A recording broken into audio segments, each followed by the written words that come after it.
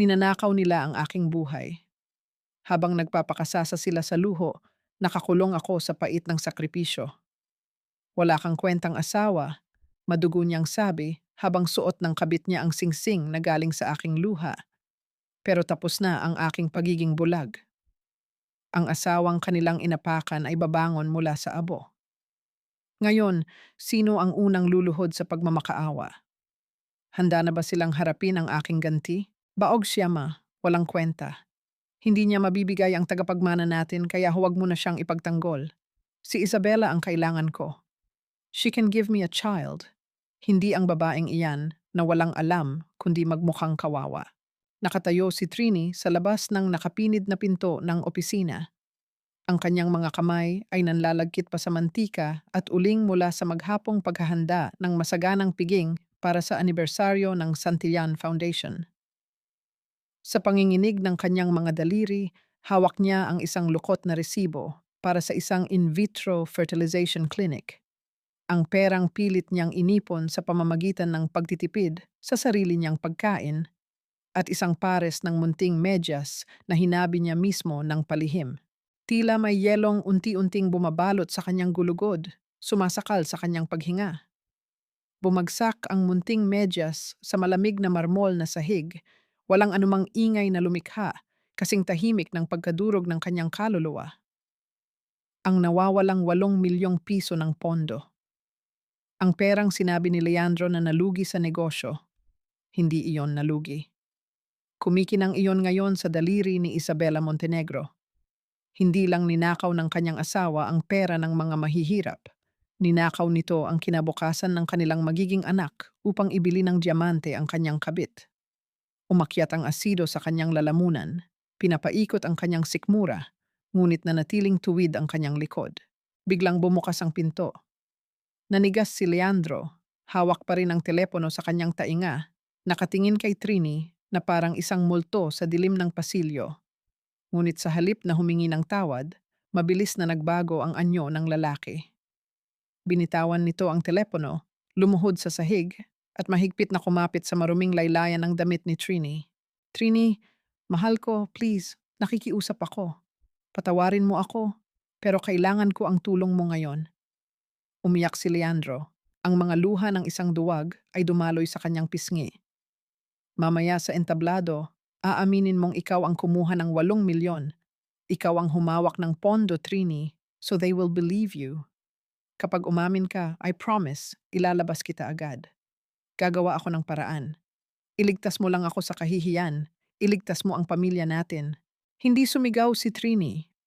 Walang luhang pumatak mula sa kanyang mga mata. Tinitigan lamang niya ang mga kamay ng lalaking madalas humaplos sa kanyang buhok noon, mga kamay na ngayon ay nababahiran ng hindi nakikitang dugo ng kanyang mga sakripisyo. Dahan-dahan, inalis niya ang nanginginig na mga daliri ng asawa mula sa kanyang damit. Sige, ako ang aako ng kasalanan mo. Yumuko si Trini, bahagyang hinaplos ng kanyang hinlalaki ang malambot na sinulid ng munting medyas sa sahig.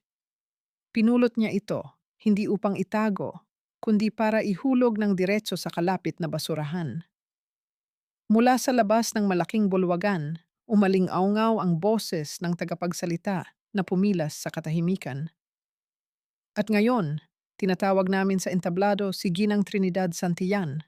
Bumukas ang mabibigat na pinto ng banquet hall at ang nakakapasong liwanag ng spotlight ay tumama ng diretso sa maputlang mukha ni Trini.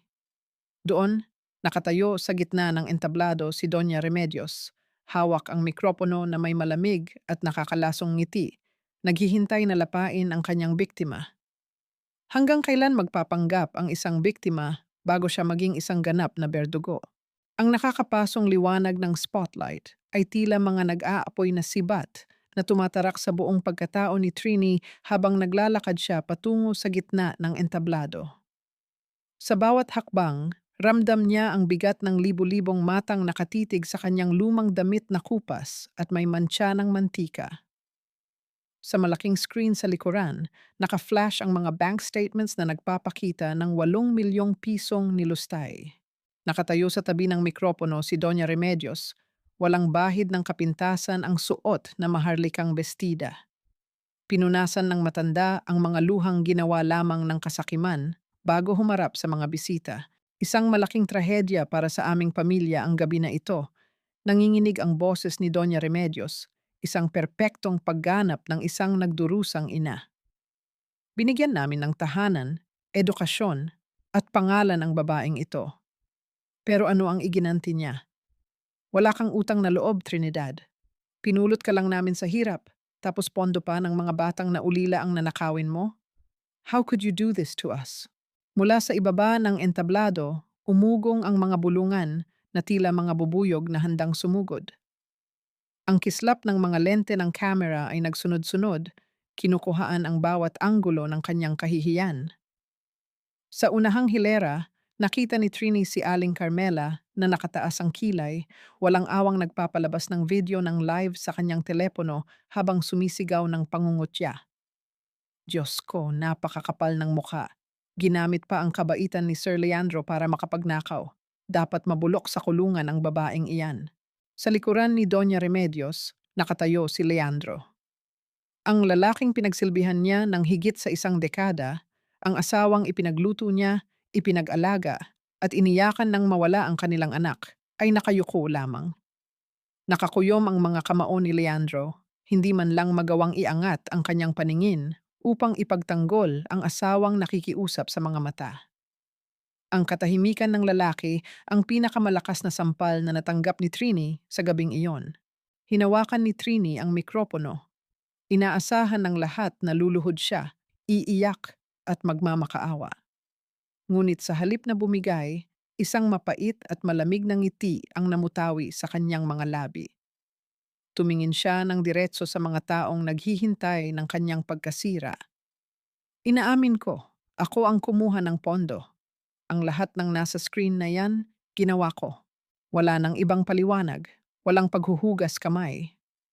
Ang kanyang kalmadong boses ay nagpatahimik sa buong bulwagan, nag-iwan ng kakaibang kaba sa dibdib ni Doña Remedios. Inakala ng matanda na masisira ang bait ng manugang, ngunit bakit tila ang biktima pa ang may hawak ng sitwasyon? Umakyat ang dalawang unipormadong pulis sa entablado, dala ang posas na gagamitin upang igapos siya. Bago niya iabot ang kanyang mga kamay, dahan-dahan at maingat na pinagpagan ni Trini ang mga gusot sa laylayan ng kanyang lumang damit. Pinatag niya iyon ng buong dignidad, na para bang isa siyang reyna na nag-aayos ng kanyang kasuotan bago umupo sa trono, at sa kanya inialay ang kanyang mga pulso. Ang lamig ng bakal na pumulupot sa kanyang balat ay hindi kasing lamig ng pusong tuluyan ng namatay para sa pamilyang ito. Habang inilalabas siya ng mga pulis, dumaan siya sa mismong harapan ni Leandro. Huminto siya ng isang saglit, sapat lamang upang maramdaman ng lalaki ang kanyang presensya. Inilapit niya ang kanyang mukha sa tainga ng asawang takot na takot. Ito na ang huling beses na luluhod ako sa inyo, bulong ni Trini. Bawat salita ay may dalang sumpa na bumaon sa kaluluwa ng lalaki. Nagpatuloy siya sa paglalakad, ngunit sa isang madilim na sulok ng bulwagan, nahagip ng kanyang paningin ang isang pamilyar na bulto. Si Pilar. Ang matalik niyang kaibigan na pinagkatiwalaan niya ng kanyang mga ebidensya. Nakatayo ito sa dilim, umiiyak, habang mahigpit na nakakuyom ang kamay sa maliit na bagay na nagniningning sa ilalim ng anino, ang USB na naglalaman ng lahat ng katibayan ng katiwalian ng mga santilan. Ang sakit ng pagtataksil ng isang kaibigan ay mas matalas pa sa patalim, ngunit ibinaon lamang iyon ni Trini sa pinakasulok ng kanyang isipan. Inilabas siya sa malamig na hangin ng gabi. Ipinasok siya sa likuran ng sasakyan ng mga pulis. Bago pa man tuluyang makalayo ang sasakyan, tumingin si Trini sa labas ng bintanang may madilim na salamin. Sa mismong pagbukas ng pinto ng isang mamahaling sasakyan sa entrada, bumaba si Isabela Montenegro. Kumikinang ang diamante sa daliri nito. Mabilis na sinalubong ni Leandro ang babae, yumakap, at nag-angkla ang kanilang mga braso. Ang ngiti ng tagumpay sa mga labi ni Isabela ay sadyang nakakapanginig ng laman. Ang matamis na ngiti ng kabit ng kanyang asawa ay naiwang nakalarawan sa salamin ng sasakyan, isang huling tanawin na magsisilbing gasolina sa nag-aapoy na galit na wawasak sa kanilang lahat. Ang lamig ng rehas na bakal ay tumagos hanggang sa mga buto ni Trini. Sa loob ng madilim at masikip na selda, nakayakap siya sa kanyang sariling mga binti, pilit hinahanap ang init na matagal nang ipinagkait sa kanya. Walang dumating na abogado. Walang tawag mula sa asawang lumuhod at nangakong ilalabas siya agad. Ang bawat sandaling lumilipas sa pagitan ng malamig na dingding ay pagpapatunay na tuluyan na siyang itinapon ng mga taong binigyan niya ng buong buhay niya. Kinaumagahan, binuksan ng pulis ang pinto ng selda at sinabing may nagpiyansa para sa kanya. Inasahan niyang makikita ang abogado ni Leandro upang ipagpatuloy ang mapanlinlang nilang laro. Ngunit isang hindi pamilyar na lalaki ang naghihintay sa opisina ng presinto. Matangkad, nakasuot ng simpleng asul na polo shirt, at may maaliwalas ngunit seryosong mga mata na hindi nagpapakita ng anumang panghuhusga o awa na madalas ibigay sa mga taong nasa ibaba. Ako si Gabriel Reyes. Pakilala nito gamit ang isang mahinahon at matatag na tono. Isang independent auditor. Inupahan ako upang suriin ang kabuuang pondo ng Santillan Foundation. May inilapag itong umuusok na salabat sa ibabaw ng lumang mesa ng presinto. Tinitigan lamang iyon ni Trini, puno ng pagdududa ang kanyang puso. Ang pagtataksil ay isang sariwang sugat na nagturo sa kanya na ang lahat ng alok na tulong ay may kaakibat na lason. Hindi ako naniniwalang ikaw ang nagnakaw. Patuloy ni Gabriel, binaliwala ang katahimikan ng babae. Nakita ko ang mga numero, Trini, at ang mga numero ay hindi marunong magsinungaling o manlinlang tulad ng mga tao. Nang dahan-dahan at nag-aalangang iabot ni Trini ang kanyang nanginginig na mga kamay patungo sa inumin, huminto siya sa kalagitnaan.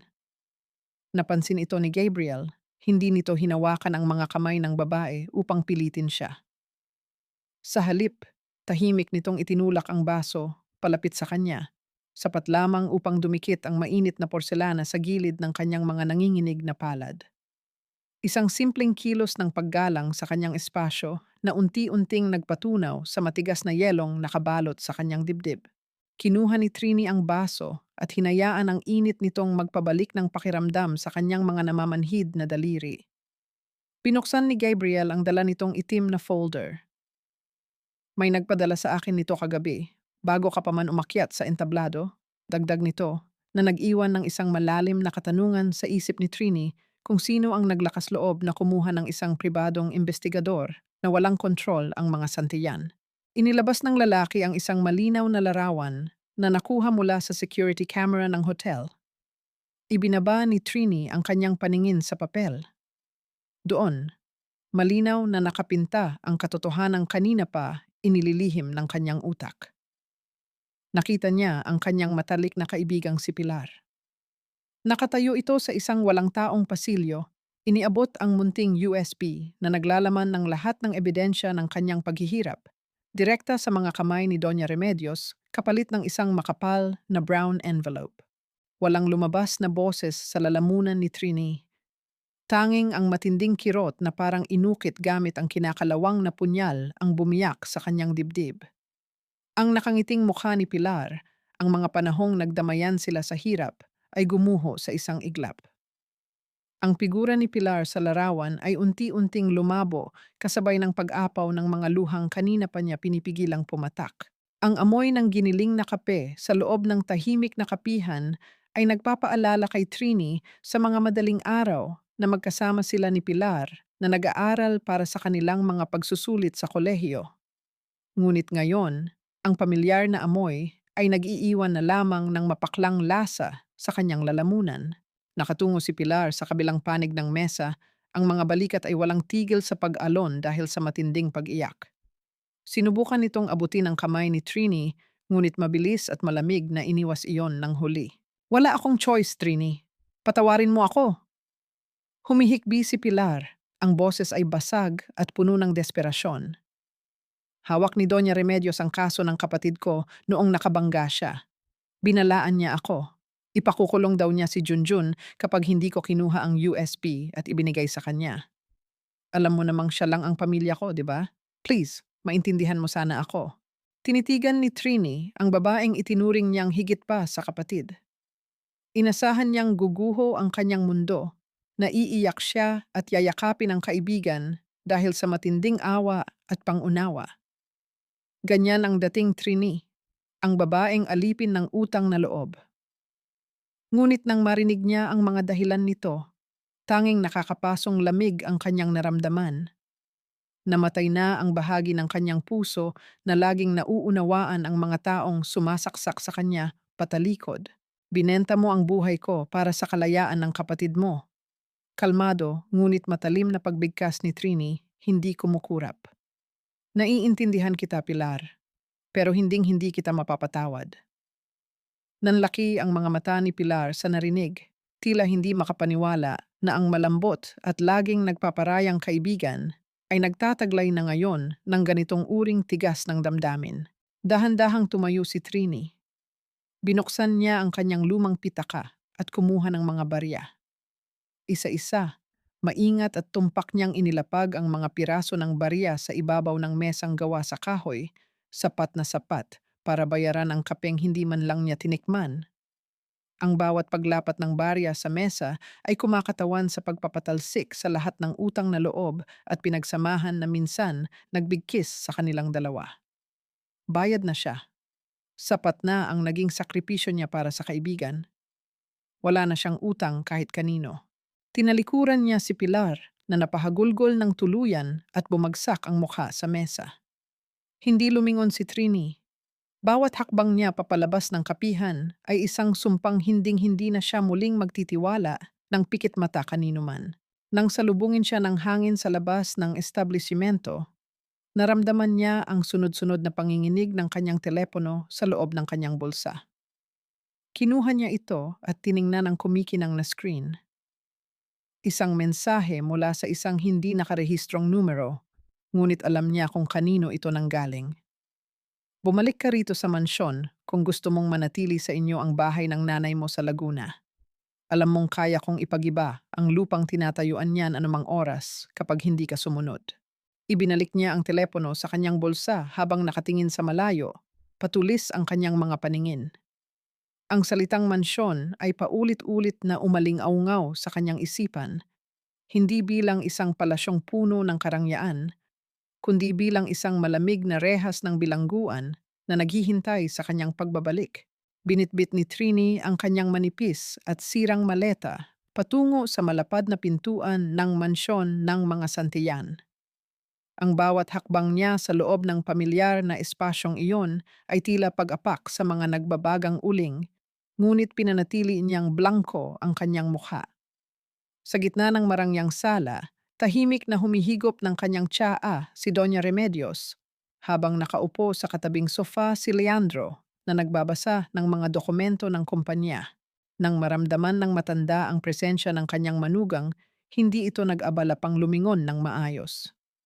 Isang maruming basahan ang marahas na inihagis ni Doña Remedios at tumama ng diretso sa mukha ni Trini bago tuluyang nahulog sa paanan nito. Ang mga kriminal, sa kusina ang bagsak. Linisin mo ang sahig hanggang sa makita ko ang reflection ko sa kintab. Matinis na utos ni Doña Remedios, puno ng panghahamak ang bawat salita habang humalukip-kip. Wala ka ng karapatang umupo sa hapagkainan, lalo na't dala mo ang pangalan ng isang magnanakaw.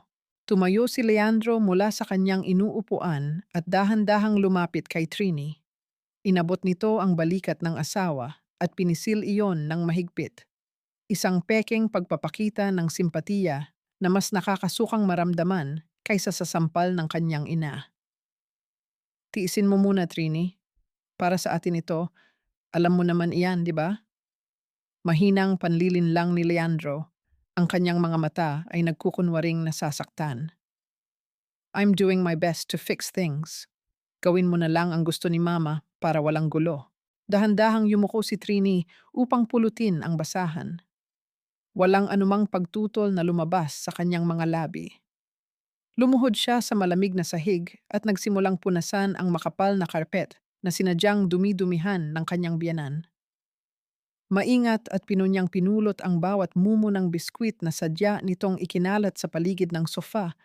Ibinubulsa ang maliliit na kalat upang hindi na muling bumagsak. Walang ni isang buntong hininga ng pagrereklamo. Sa paningin ni na Doña Remedios at Leandro, ang babaeng nakaluhod sa kanilang paanan ay isang asong sunod-sunuran na tuluyan ng nabali ang gulugod. Ngunit sa likod ng kanyang pagkakayuko, hindi nakita ng mag-ina ang pagkasunog ng determinasyon sa mga mata ni Trini. Bawat panggigiit at pang-aabuso ay itinatanim niya sa kanyang isipan bilang mga pako na ipapako niya sa kanilang mga kabaong balang araw. Sa kalagitnaan ng gabi, habang nag-iisa si Trini na naglalampaso ng mahabang pasilyo, nakaramdam siya ng isang mainit na presensya sa kanyang likuran. Nang lumingon siya, nakita niya si Manang Rosa, ang matandang mayordoma na palaging tahimik at sunod-sunuran. Walang sinabi ang matanda, ngunit may inilapag itong maliit na plato ng mainit na kanin at itlog sa ibabaw ng kalapit na kabinet, kasama ang isang punit na reseta ng gamot na may kakaibang marka.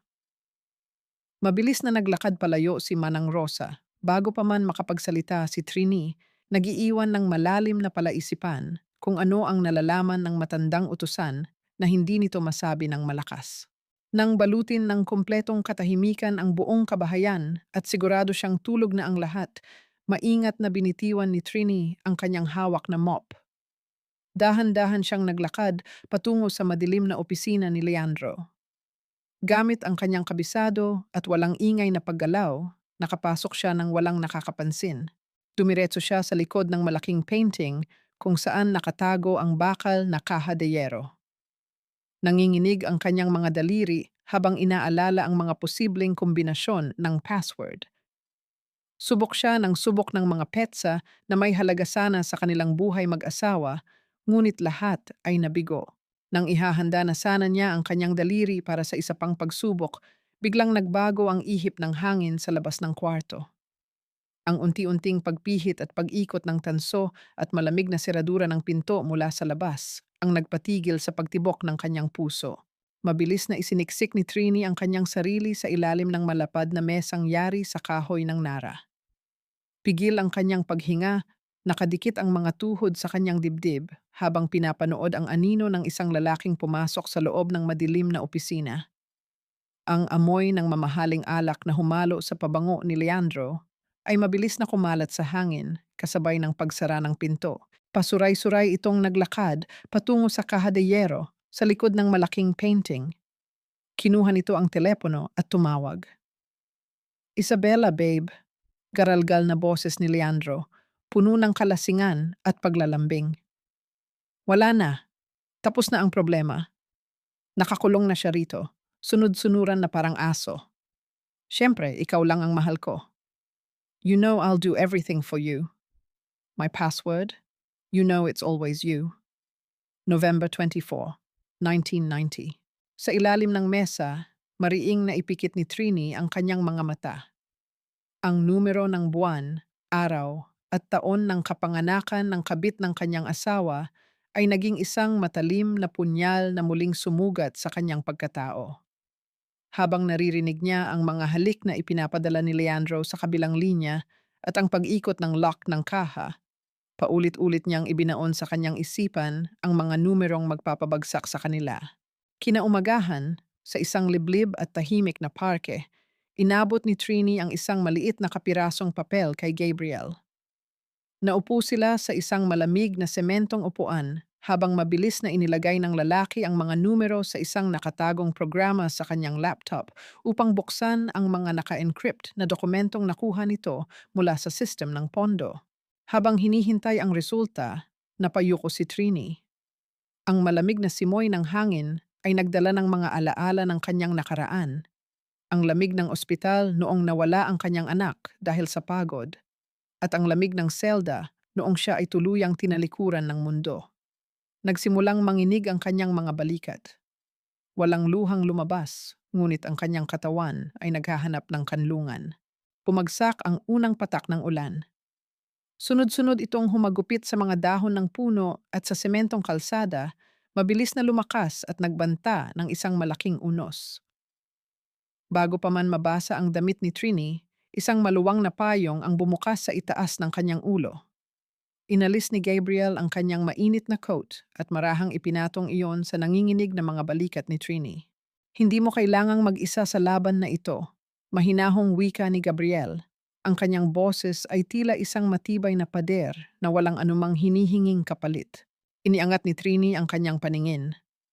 Sa ilalim ng madilim na kalangitan, napansin niyang pilit na inihilig ni Gabriel ang buong payong patungo sa kanya.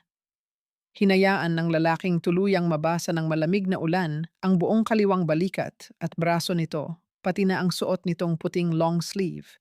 Masiguro lamang na walang ni isang patak ng tubig ang tatama sa babaeng kanyang pinoprotektahan. Walang mali siya sa kanyang mga mata, tanging wagas na paggalang at pag-iingat. Sa pag-iwas ni Trini ng tingin dahil sa isang hindi pamilyar na init na gumapang sa kanyang dibdib, nahagip ng kanyang mga mata ang isang makapal na folder sa bahagyang bukas na briefcase ni Gabriel.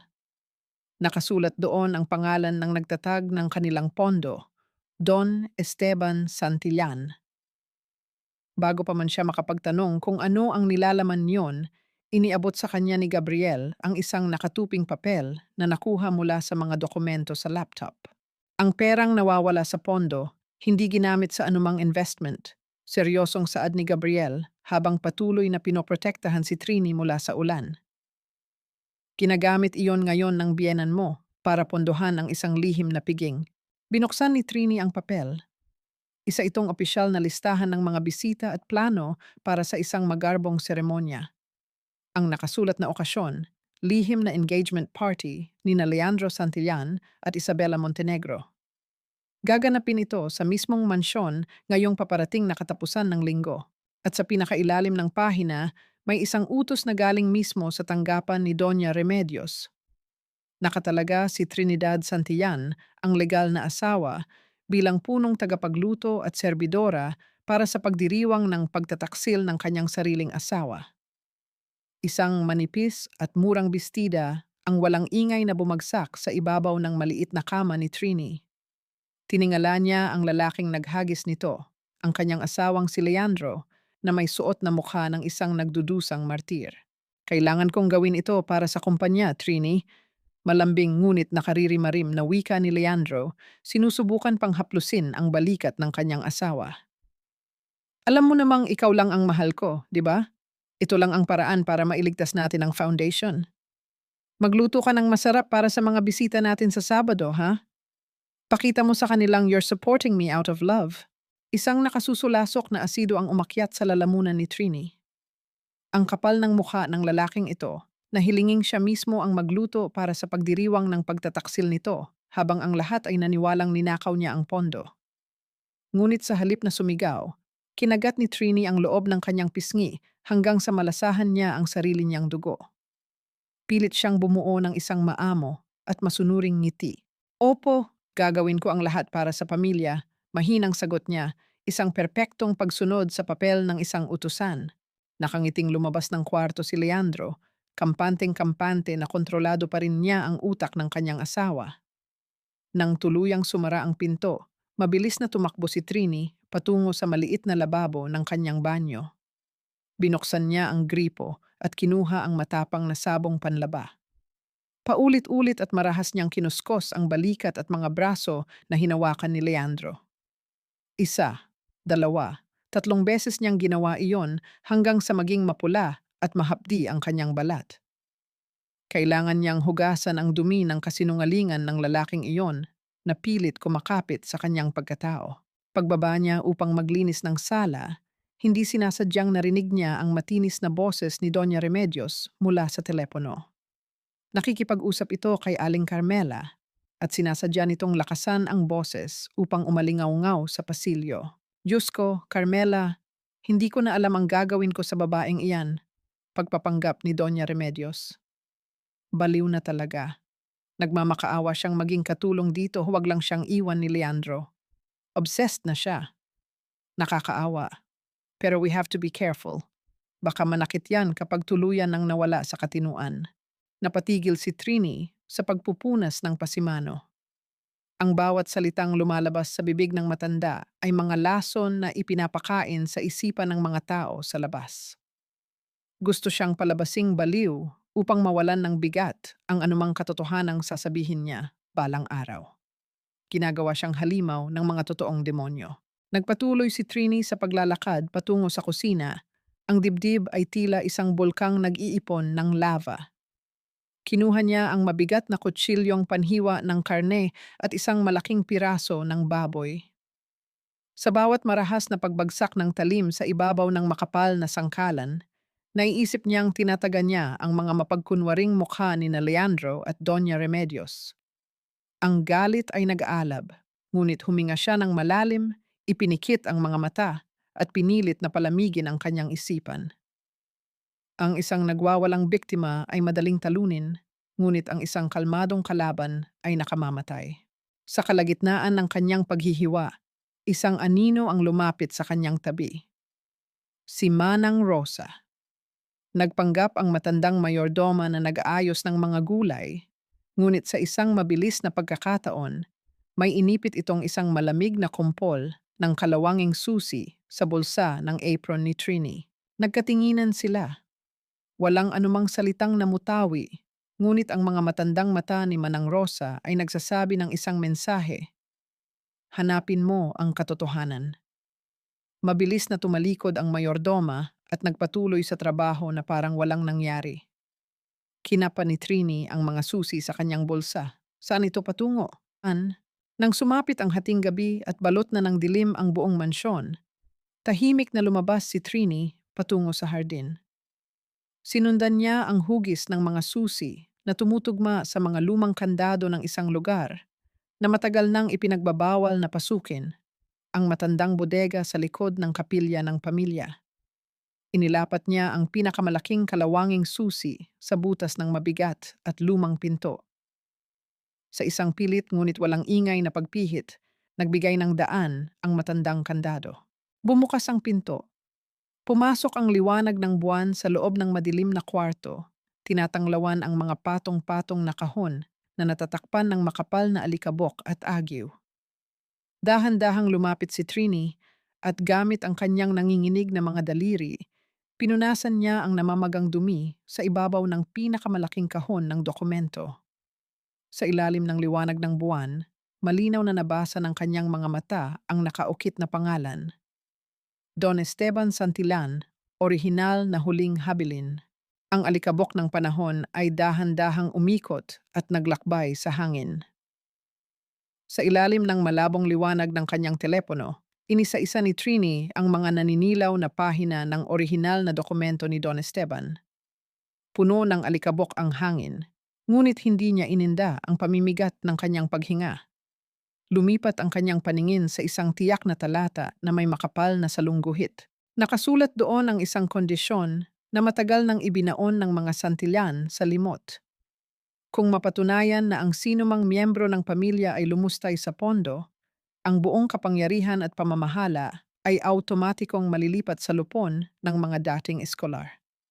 Isang lupon ng mga dating eskolar.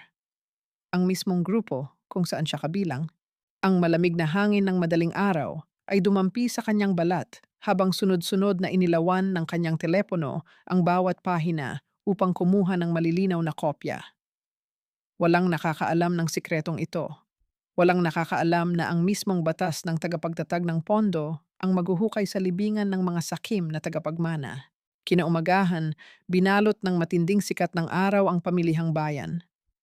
Bitbit ang isang malaking bayong, naglakad si Trini sa gitna ng maputik na kalsada upang mamili ng mga sangkap para sa paparating na piging ng kanyang asawa. Ngunit hindi pa man siya nakakalayo, nagsimula ng magsalubong ang mga mapanghusgang tingin ng mga tindera at mamimili.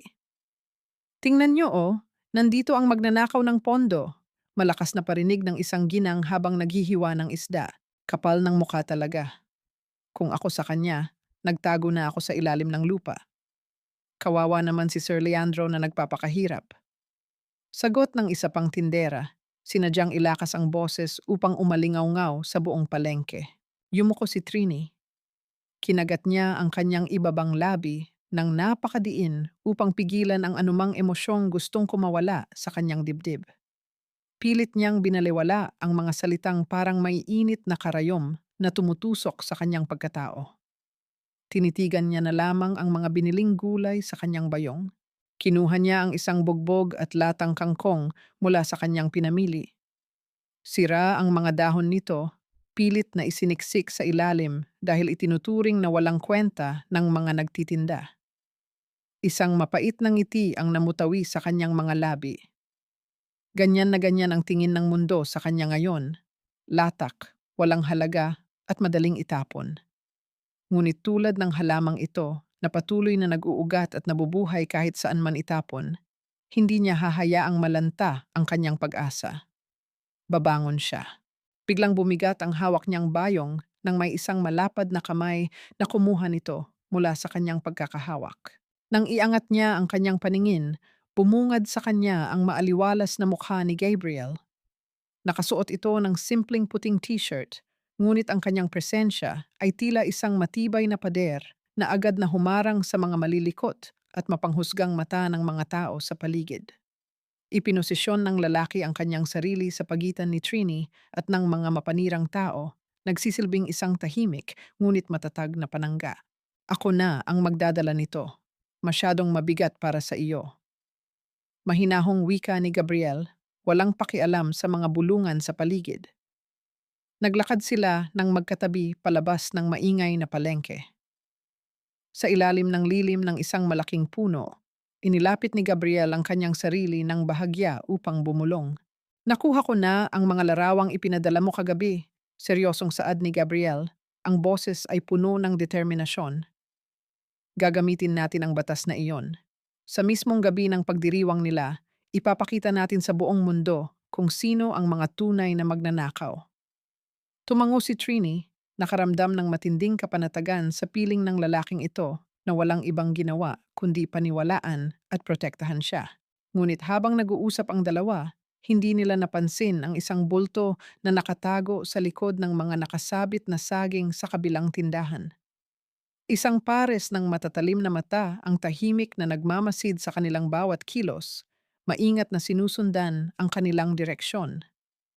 Tanghaling tapat nang makabalik si Trini sa mansyon. Pumasok siya sa likurang pintuan, bitbit ang mga natitirang pinamili. Ngunit bago pa man siya makapasok sa kusina, natigilan siya. Nakatayo si Doña Remedios sa gitna ng pasilyo. Ang mukha ng matanda ay namumula sa matinding puot. Ang mga mata ay nanlilisik habang nakatingin sa labas ng bintana patungo sa direksyon ng matandang bodega. Hawak ng matanda sa kanyang nanginginig na kanang kamay ang kalawanging kandado na nabasag at naiwang nakabukas ng nakaraang gabi. Sino ang pumasok dito? Sumabog ang galit na boses ng matanda, isang matalim na katanungang yumanig sa mga haligi ng tahanan. Ang alingawngaw ng galit ni Doña Remedios ay tila pumilas sa katahimikan ng buong mansyon. Narinig ni Trini ang umaalingawngaw na sigaw ni Doña Remedios, ngunit hindi siya nagpakita ng anumang takot. Nagpatuloy siya sa paghihiwa ng mga sibuyas sa ibabaw ng lababo, hinahayaang tumulo ang kanyang mga luha dahil sa anghang na humapdi sa kanyang mga mata. Ito ang perpektong dahilan upang umiyak, isang panakip butas sa pamumuo ng kaba sa kanyang dibdib. Dumating ang matanda sa kusina, nanlilisik ang mga mata at naghahanap ng mapagbubuntunan ng galit. Ngunit nang makita nitong abala at mukhang kawawa ang manugang na umiiyak sa pagbabalat ng sibuyas, umalis itong nakasimangot at walang anumang hinala. Kinahapunan, dinalhan ni Trini ng malamig na tsaa si Isabela na kasalukuyang nakaupo sa hardin habang nag-aayos ng mga kuko. Maingat na inilapag ni Trini ang baso sa maliit na mesa. Habang nagpupunas ng mga natapon na patak ng tubig, sinadya niyang magsalita sa isang mahina at inosenteng tono. Swerte mo talaga, Isabela. Malungkot na wika ni Trini, kunwari ay naghihinagpis. Hindi tulad ko, nalaman ko na lang na baon na pala kami sa utang. Buti na lang walang nakatagong account sa Switzerland ang mapapangasawa mo para pagtaguan ka ng yaman. Natigilan si Isabela sa pag-aayos ng kuko. Kumunot ang noo nito at matalim na tumitig sa papalayong likod ni Trini. Isang maliit na buto ng pagdududa ang matagumpay na naitanim sa isipan ng babaeng uhaw sa kasiguraduhan. Hindi nagtagal, nakita ni Trini si Leandro na papalapit sa hardin at kaagad itong sinalubong ng sunod-sunod at matataas na boses ng pag-uusisa mula sa kanyang kabit. Habang nagsisimula ang gulo sa pagitan ng magkasintahan, mabilis na nagtungo si Trini sa tanggapan ni Doña Remedios. Nagkunwari siyang nagwawalis sa labas ng bukas na pinto, bago dahan-dahang lumapit sa matanda na kasalukuyang nagbibilang ng pera. Ma, pasensya na po sa abala. Nag-aalangang bulong ni Trini, lumingalinga na parang may kinatatakutan. Narinig ko po kasi si Isabela kanina sa telepono. May kausap po siyang abogado. Tinatanong niya kung paano masisiguro na sa kanya mapupunta ang malaking bahagi ng mga ari-arian ng pamilya bago pa man matuloy ang kasal nila ni Leandro. Nanlaki ang mga mata ng matanda. Namula ang mukha nito sa matinding galit. Padabog na ibinagsak ang mga hawak na papeles. At mabilis na naglakad palabas patungo sa hardin. Sa loob lamang ng ilang minuto, ang buong mansyon ay nilamon ng matinding hiyawan at bangayan. Mula sa kanyang pinagtataguan sa likod ng makapal na kurtina sa bulwagan, tahimik na pinagmamasdan ni Trini ang pagguho ng huwad na kapayapaan ng mga santiyan. Kalmado niyang inilapit ang baso ng malamig na tsaa sa kanyang mga labi at humigop ng marahan. Ninanamnam ang matamis na lasa ng tagumpay habang nakikinig sa mga boses na nagkakasakitan. "You're hiding money from me, Leandro. Huwag mo akong gawing tanga," sigaw ni Isabela, nanggagalaiti habang itinuturo ang mukha ng lalaki. Bago pa man makasagot si Leandro, isang matunog na sampal mula kay Doña Remedios ang dumapo sa pisngi ni Isabela. Napahawak ang kabit sa kanyang mukha, gulat na gulat habang tinitingnan ang nanlilisik na matanda. "Wala kang utang na loob, Isabela. Pera namin ang ginagamit mo, tapos nagbabalak ka pang kumuha ng abogado para pagnakawan kami?" Nanggagalaiting sigaw ng biyenan. Nagkanya-kanyang kampihan at sisihan ang tatlo. Sa gitna ng kaguluhan, nakita ni Trini na mabilis at palihim na lumayo si Leandro. Sinundan niya ito ng tingin at narinig ang usapan ng lalaki sa telepono. Puno ng takot ang boses nito habang nakikipag-usap sa isang kilalang ahente sa black market. Nagmamakaawa itong ihanda ang kanyang mga pekeng dokumento para sa isang mabilis na pag-alis patungong ibang bansa. Handa nitong iwan ang sariling ina at ang babaeng ipinagpalit nito sa kanyang asawa. Ngumiti si Trini. Ang mga halimaw ay nagsisimula na palang kainin ang isa't isa. Puno ng kagaangan ang kanyang dibdib nang umakyat siya pabalik sa kanyang maliit na kwarto upang magpahinga.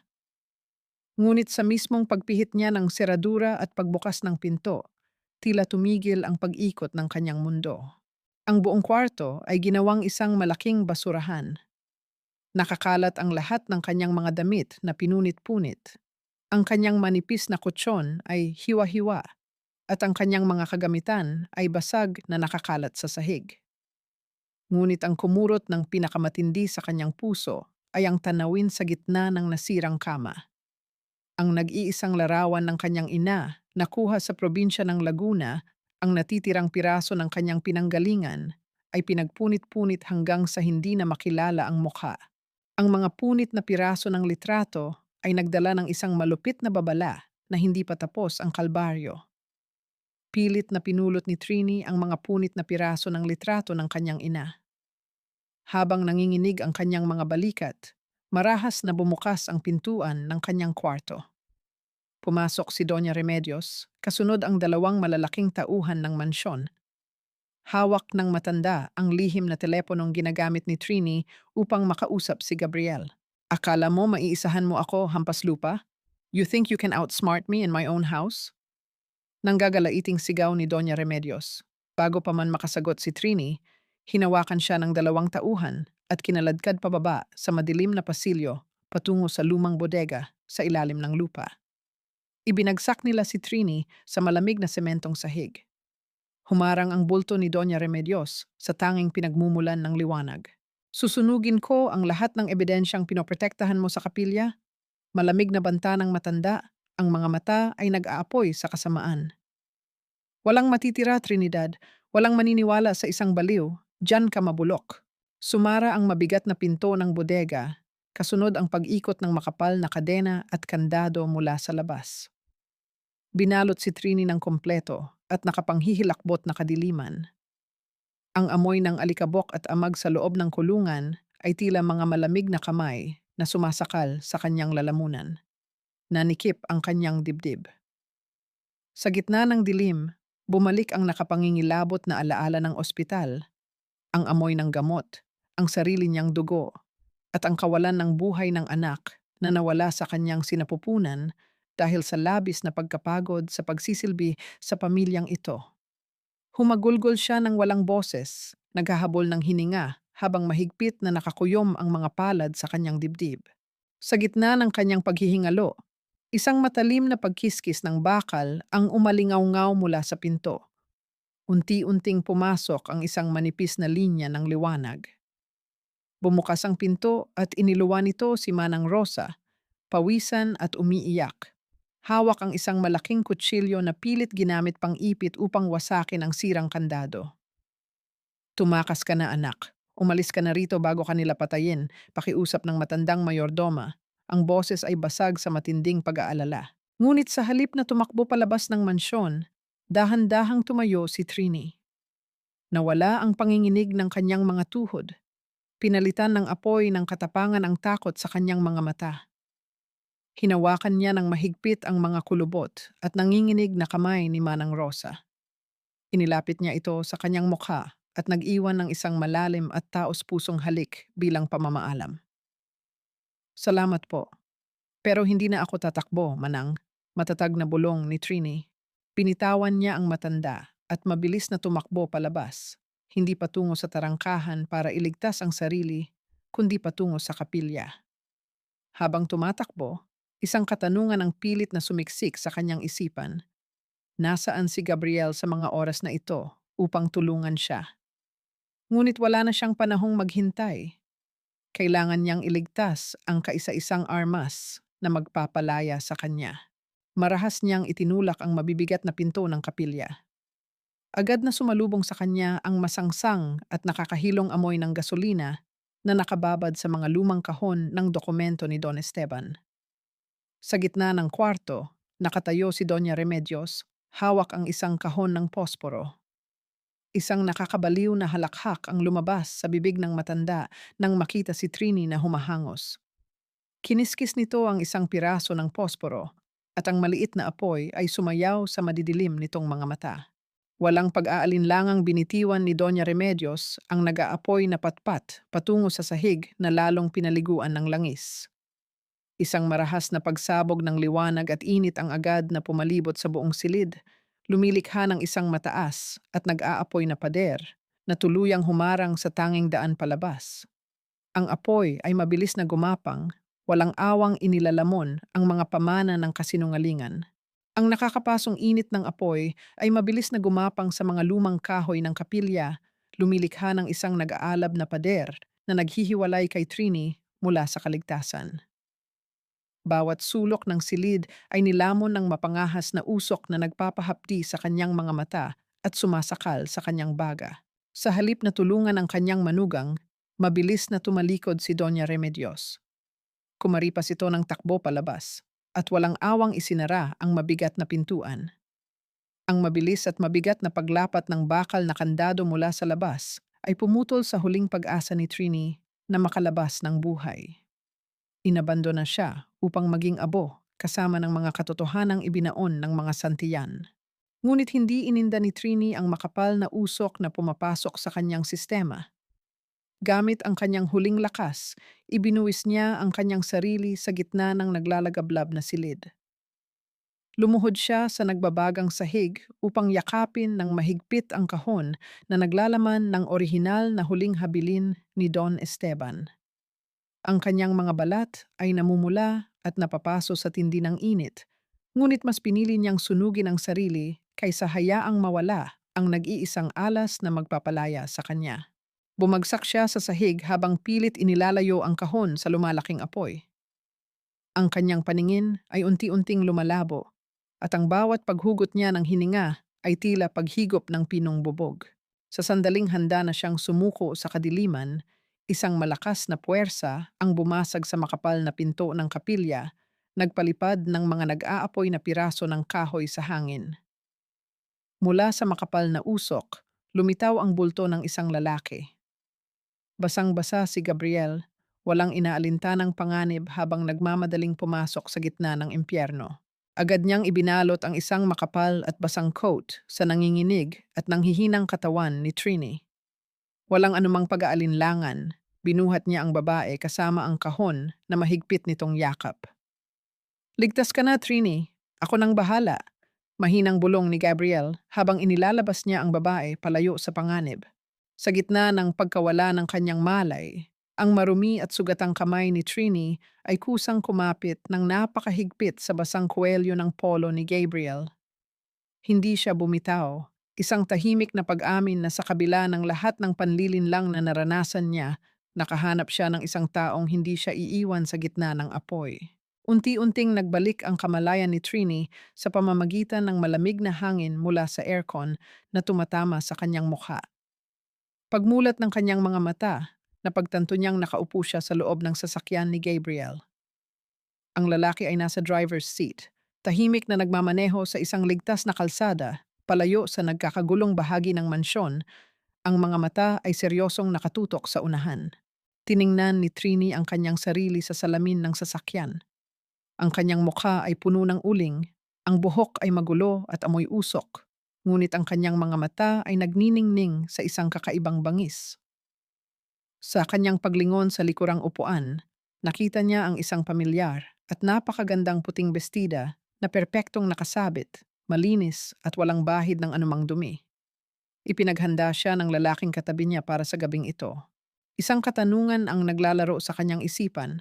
Dahil malayo ang bodega, nagpapatuloy pa rin ba ang magarbong pagdiriwang ni Leandro at Isabela sa pangunahing bulwagan na parang walang nangyari? Dahan-dahang pinunasan ni Trini ang uling sa kanyang pisngi. Ang kalmado ngunit nakamamatay na tinig niya ay pumailan lang sa loob ng sasakyan. Oras na para bumalik. Ang kanyang mga mata ay matalim na parang patalim. Ang nakakapapasong apoy sa kanyang likuran ay napalitan ng isang malamig na determinasyon at ang nakatagong puot ay handa ng sumabog sa dilim. Sa loob ng napakalaki at marangyang bulwagan ng mansyon, pilit na ikinubli ng matatamis na musika at nakasisilaw na kislap ng mga chandelier ang katotohanang kasalukuyang nasusunog ang kapilya sa likod ng kanilang ari-arian. Nakatayo si Doña Remedios sa harap ng mga elitistang panauhin.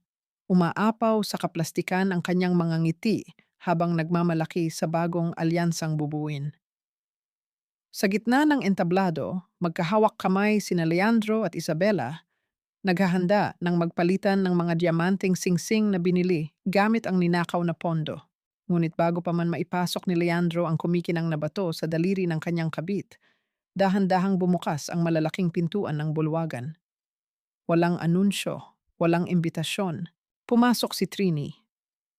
Nakasuot siya ng isang dalisay at napakaputing bestida na umaalon sa bawat niyang hakbang, walang bahid ng uling o dumi, kabaligtaran ng inaasahan ni Doña Remedios na isa na siyang sunog na bangkay.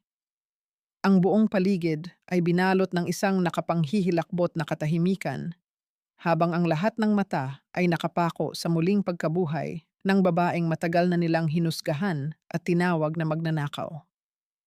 Ang kanyang tindig ay hindi na sa isang utusang nakayuko, kundi sa isang reynang dumating upang kunin ang kanyang trono. Namumutla at nanginginig ang mga tuhod ni Leandro. Nabitawan niya ang kamay ni Isabela at umatras ng isang hakbang. "Trini, anong, anong ginagawa mo rito?" Nauutal at basag na tanong ng lalaki. Ang kanyang mukha ay tuluyang inalisan ng kulay dahil sa matinding takot. Hindi siya sinagot ni Trini. Dire-diretso siyang umakyat sa entablado at mahinahong inagaw ang mikropono mula sa nakangangang tagapagsalita. "Magandang gabi sa inyong lahat." Kalmado at matapang na tinig ni Trini na umaling-aungaw sa bawat sulok ng silid. Bilang bago at nag-iisang tagapamahala ng lupon ng mga dating eskolar ayon sa huling habilin ni Don Esteban, ikinagagalak kong i-welcome kayo sa pagtatapos ng kasinungalingan ng Santillan Foundation. Mula sa likurang bahagi ng bulwagan, tahimik na nagtaas ng kamay si Gabriel. Sa isang iglap, namatay ang lahat ng maliliwanag na ilaw. Ang malaking screen na dapat sana ay magpapakita ng mga matatamis na larawan ni na Leandro at Isabela ay napalitan ng mga malilinaw at opisyal na dokumento. Bumulaga sa lahat ang mga bank statements na tuwirang nagpapakita kung paano inilipat ang pondo ng mga mahihirap na bata patungo sa pambayad ng malalaking utang ni Leandro sa sugal at ang resibo ng mismong milyones na singsing na suot ngayon ni Isabela. At ang pinakamatindi sa lahat na nagpagimbal sa mga panauhin, nagplay ang isang malinaw na video mula sa nakatagong camera. Ang hitsura ni Doña Remedios na walang awang nagbubuhos ng gasolina at nagsisindi ng posporo upang sunugin ang kapilya. Nagsimulang magkagulo ang mga panauhin. Si Isabela ay nanigas sa kinatatayuan, gulat na nakatingin sa mga ebidensya ng pandaraya ng pamilyang pinasukan niya. Dahan-dahang hinubad ni Trini ang kanyang sariling singsing sa kasal na matagal nang kumupas ang kulay. Lumapit siya kay Isabela at sa isang pinong ngunit walang pakialam na kilos, inihulog niya ang singsing ng direkta sa loob ng kopita ng champagne na hawak ng babae. Sayo na ang tira-tira ko. Malamig na bulong ni Trini, sapat lamang upang marinig nilang dalawa, bago niya tinalikuran ang asawa at ang kabit nito ng may buong dignidad. Sa labas ng bulwagan, umalingaw-ngaw ang mabilis na pagdating ng mga awtoridad. Pumasok ang mga unipormadong pulis upang arestuhin ang mga nagkasalang miyembro ng pamilya Santillan. Ang gabi ng selebrasyon ay ganap na naging isang bangungot para sa mga salarin. Ngunit sa halip na tumakbo o humingi ng tawad, biglang humagulgol ng malakas si Doña Remedios. Dumukot ang matanda ng isang nakatuping papel mula sa kanyang mamahaling bag at iwinagayway iyon sa mukha ng mga humuhuling pulis. Hindi niyo ako pwedeng hulihin. May sakit ako sa pag-iisip. Baliw ako. Nag-e-eskandalong sigaw ng matanda, isang huling desperadong baraha at huwad na depensa upang takasan ang kulungan. Ang huling kasinungalingan bago ang tuluyang pagbagsak. Tinitigan ni Trini ang desperadong pagwawagayway ni Doña Remedios ng isang peking medical certificate. Ang mukha ng matanda ay baluktot sa matinding takot, pilit na ginagamit ang sakit sa pag-iisip bilang huling kalasag upang takasan ang rehas na bakal. Ngunit sa halip na mainis, isang malamig at mapaglarong ngiti ang sumilay sa mga labi ni Trini. Dahan-dahan siyang naglakad palapit sa kanyang biyenan. Mula sa bulsa ng kanyang bestida, inilabas niya ang kanyang telepono. Pinindot niya ang isang maliit na buton at inilapat ang speaker sa mikropono ng bulwagan.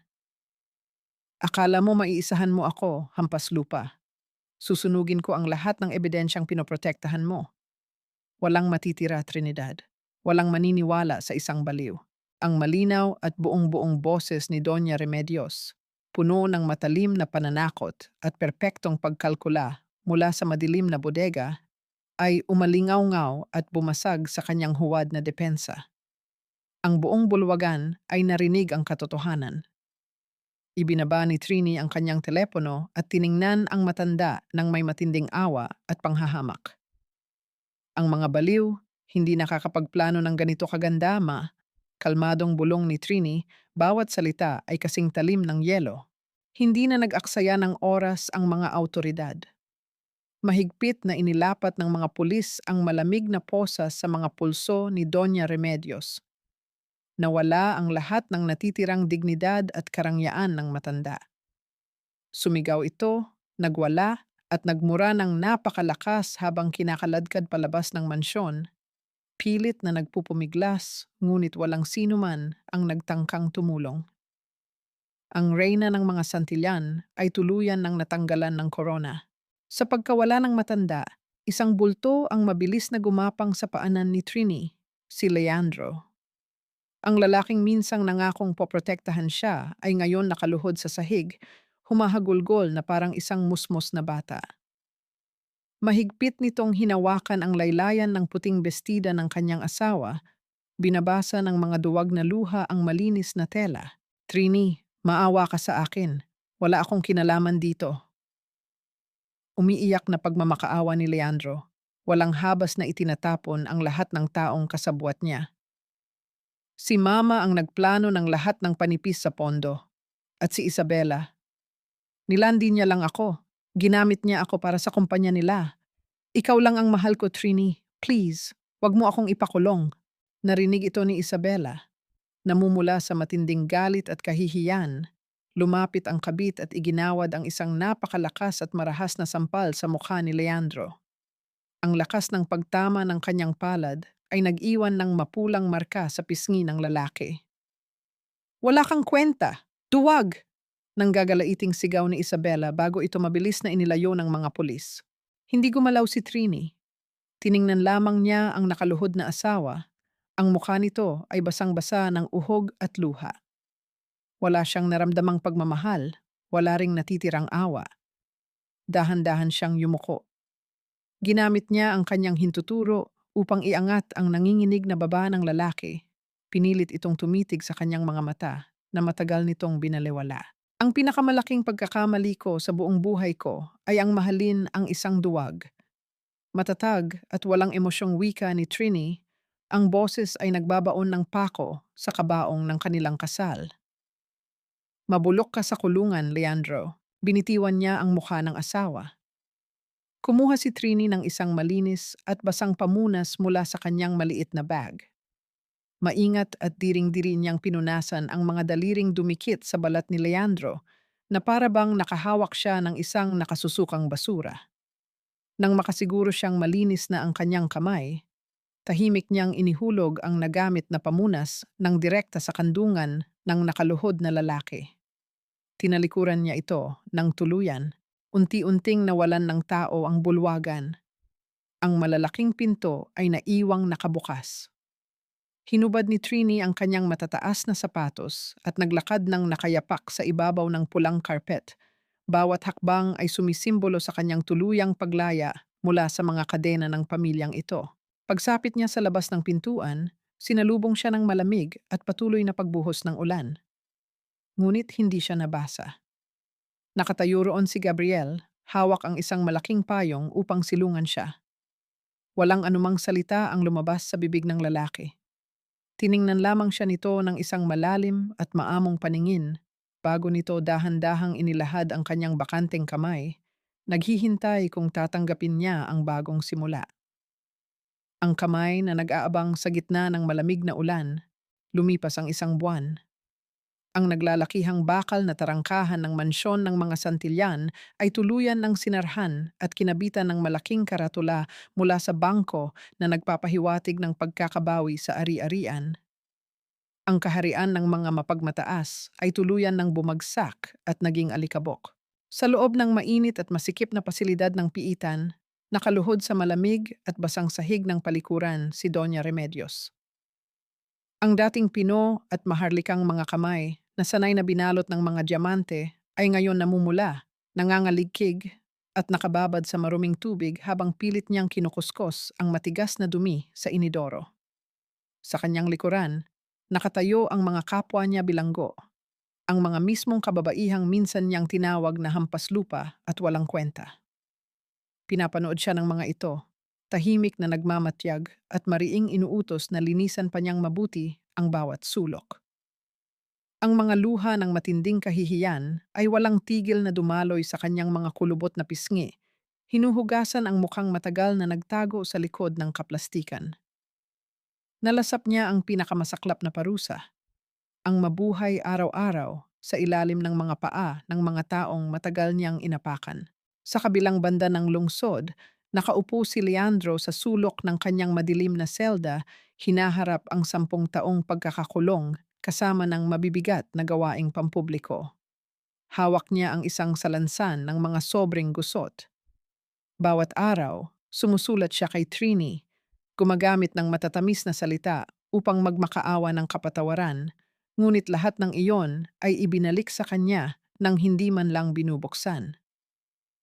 Ang mga salitang tatak na nagbabalik sa nagpadala ay isang malinaw na patunay na hindi na siya umiiral sa mundo ng babaeng minsan niyang sinira. Hindi rin nakatakas sa batas ang mga dila na nagpakalat ng lason.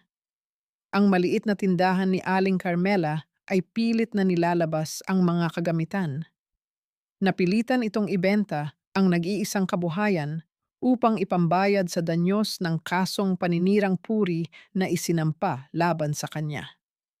Ang mga matang dati ay uhaw sa tsismis at panghuhusga ay ngayon nakayuko sa labis na pagsisisi habang pinapanood ng mga kapitbahay ang kanyang pagbagsak.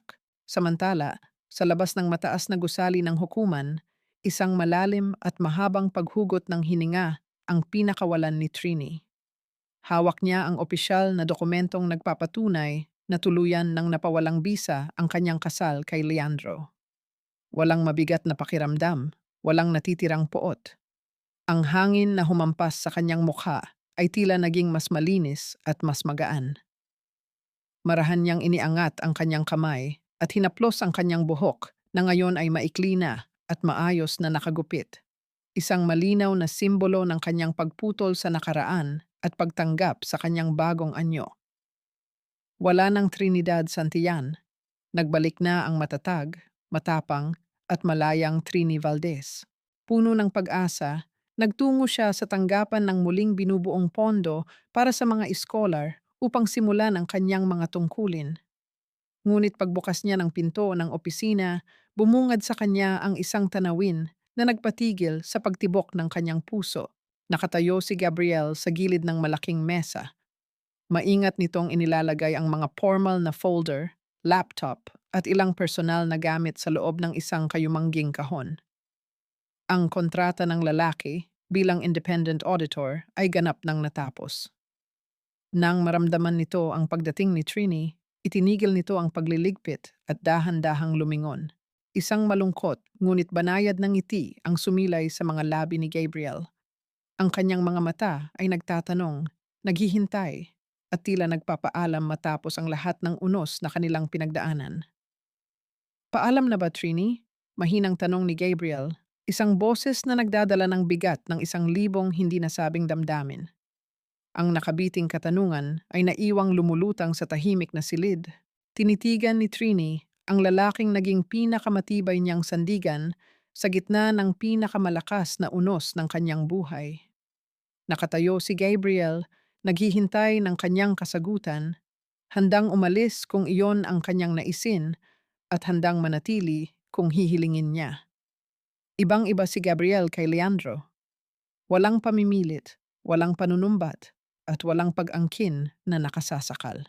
Dahan-dahang humakbang si Trini palapit, ngunit pinanatili niya ang isang magalang at komportableng espasyo sa pagitan nilang dalawa. Hindi siya tumakbo upang yumakap. Hindi niya isinandal ang kanyang sarili sa dibdib ng lalaki upang maghanap ng kaligtasan. Tapos na siyang maging mahina.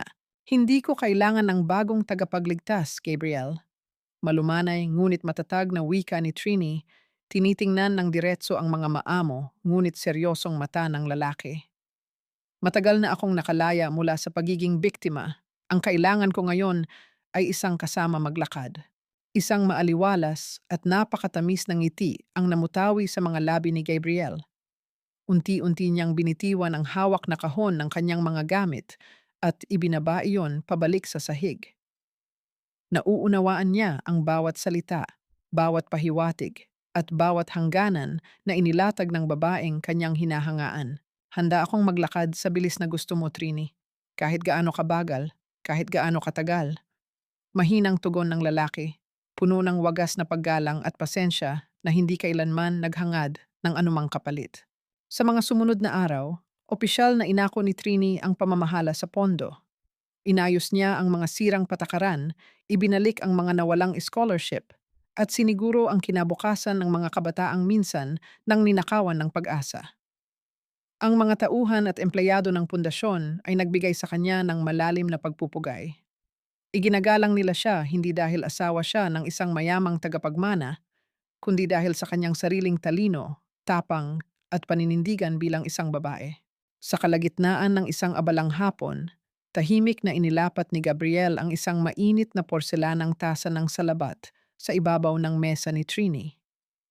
Ito ang parehong inumin na ibinigay nito sa kanya noong siya ay nanginginig sa loob ng malamig na selda, isang tahimik na paalala ng pag-aalagang hindi kailanman nagbago at hindi kailanman maniningil. Tumayo si Trini, kinuha ang tasa, at sinamahan si Gabriel sa tabi ng malaking bintana ng opisina. Pinagmasdan nila ang mga kabataang nagtatawanan sa ibaba ng gusali, mga buhay na patuloy na uunlad dahil sa kanilang pagsisikap. Walang sino man sa kanila ang nagtangkang yumakap o magmadaling humawak sa palad ng isa't isa. Ngunit sa pag-ihip ng banayad na hangin na naglipad sa ilang hibla ng buhok ni Trini, ang mga likod ng kanilang mga palad ay bahagyang nagkadikit. Isang kuryente ng kilig, kapanatagan, at labis na kapayapaan ang dumaloy sa sistema ni Trini. Walang anumang bahid ng pagnanasa, tanging dalisay na pag-ibig at paggalang. Sa simpleng pagdampi ng kanilang mga balat, naramdaman niya ang init na sapat na upang pawiin ang lahat ng lamig ng kanyang nakaraan at sapat na upang bigyan siya ng lakas para sa isang payapang habambuhay. Ang ginintuang sikat ng araw sa umaga ay unti-unting bumalot sa buong silid, nagdadala ng liwanag na hindi na muling madidiliman ng anumang kasinungalingan. 3 taon na ang lumipas. Ang sariwang simoy ng hangin sa probinsya ng Laguna ay nagdala ng halimuyak ng mga namumukadkad na sampagwita. Sa ibabaw ng isang simpleng entablado na gawa sa kahoy, nakatayo si Trini sa harap ng daan-daang kabataang babae na nakatanggap ng tulong mula sa muling ibinangong pondo ng mga scholar. Wala na ang bakas ng pagod at bighati sa kanyang mukha. Ang pumalit ay isang liwanag na nagmumula sa lalim ng kanyang paghilom. Madalas akong tanungin kung napatawad ko na ba ang nakaraan. Panimula ni Trini, ang kanyang boses ay malinaw at umaling-aungaw ng may buong kapanatagan sa buong pasilidad. Oo, pinatawad ko sila upang hindi ko nadalhin ang bigat ng galit sa aking paglalakbay. Ngunit tandaan ninyo, ang pagpapatawad ay hindi nangangahulugang pagbabalik at lalong hindi ito paglimot. Ang pagpapatawad ay isang matibay na pader na itinayo ko upang protektahan ang aking sarili na hindi na muling masaktan ng mga taong umabuso sa aking kabaitan. Isang tahimik na pagsang-ayon ang bumalot sa buong madla. Natagpuan ba niya ang tunay na kapayapaan? Oo, ngunit hindi ito isang perpektong kwento mula sa mga libro kung saan lahat ng sugat ay naglalaho. May mga gabing kumikirot pa rin ang mga lumang peklat ng pagkakanulo, ngunit natutunan na niyang yakapin ang mga iyon bilang patunay ng kanyang matinding katatagan. Inilibot ni Trini ang kanyang paningin sa mga nanonood at nagtama ang kanilang mga mata ng isang pamilyar na lalaki. Nakaupo si Gabriel sa unahang hilera, ang mga braso ay nakahalukip-kip, walang sawang nakangiti, at pinapanood siya ng may labis na pagmamalaki. Wala nang hinihingi pang pabor ang tadhana. Ang kapayapaan ay narito na, sa taong marunong rumespeto sa kanyang halaga. Kaya sa inyong mga kabataang kababaihan na haharap sa malawak na mundo. Pagpapatuloy ni Trini, ang kanyang mga mata ay nag-aalab sa matinding pag-asa at pagmamahal. Huwag ninyong hahayaang ubusin kayo ng maling kahulugan ng utang na loob. Ang tunay na halaga ng isang babae ay hindi nasusukat sa dami ng sakripisyo niya para sa ibang tao, kundi sa tapang niyang piliin ang sarili niya kapag wala nang natira.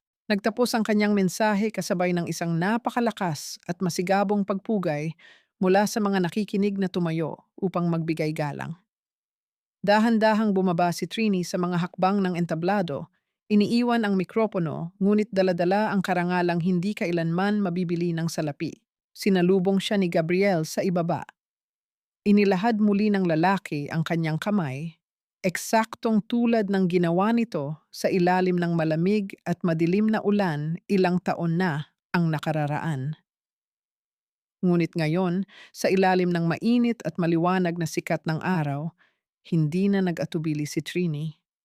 Kusang loob siyang umabot at mahigpit na iniangkla ang kanyang mga daliri sa mainit na palad ng lalaki.